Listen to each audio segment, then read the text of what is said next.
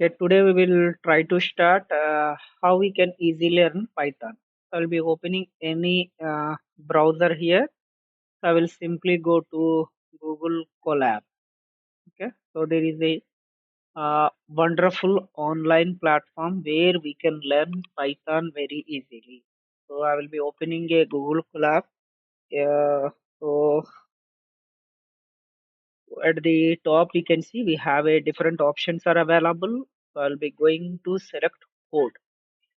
So here I can start my Python coding.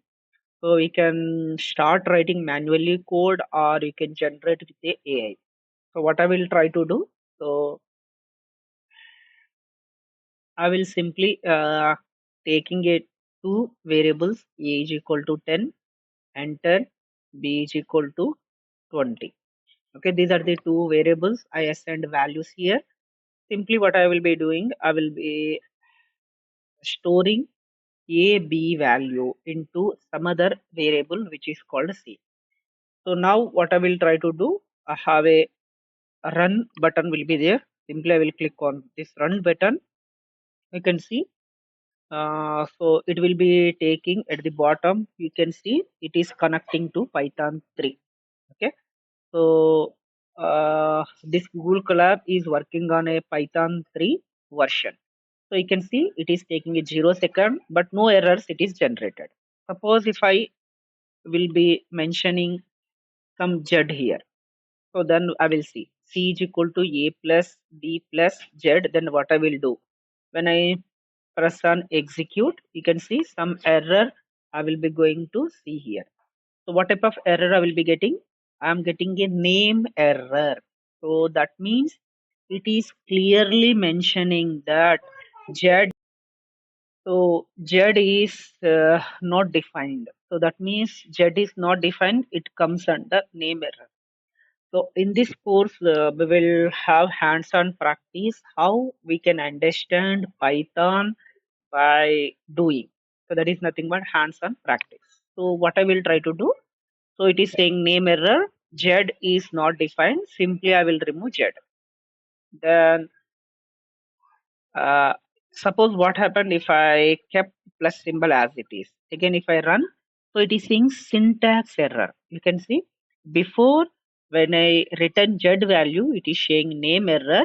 Now when I am removing Z, name error is gone. But there is another error it is generating called syntax error. That means whatever plus I return here, it it is not a valid syntax. Again, I will be running. Now you can see. So it is running properly. But we can't see output because I didn't ask any output statement here. If I write print C now, so I will again execute now. Now if I execute once again, now I will be printing C value. You can see this print C. But it is not convenient way to understand what we are printing. So here I will make it more convenient. Within print, I will be writing double quote the I will be writing the value of C. I will be try to print value of C E C colon. I will be using a double quote. Okay. So here you try to understand whatever you will be returning in double quote that will be printed as it is. So whatever will be written within double quote, it prints as it is, and make sure that so we'll be not using any special character to print as it is statement. Now I will execute this one. We will see what happened. You can see the output. You can clearly see the value of C is 30. Okay, this is how we can print a simple. Next, we will try to understand. So suppose I want to give some information for the programmer and what I'm trying to do. So I will be writing, see this program is about printing sum of two values. You can see this is a comment which it is not visualized by the user, but it is visualized by the programmer. So whoever using this program, they can easily see this comment, but it should not be seen by the user. Suppose if I run once again, you can see the comment is not visualized. Suppose what happened? What happens? Suppose if I see what I'm doing, I will be continuing this one. You can see it is a single line comment. You can see whatever will be typing, it will go in a single line.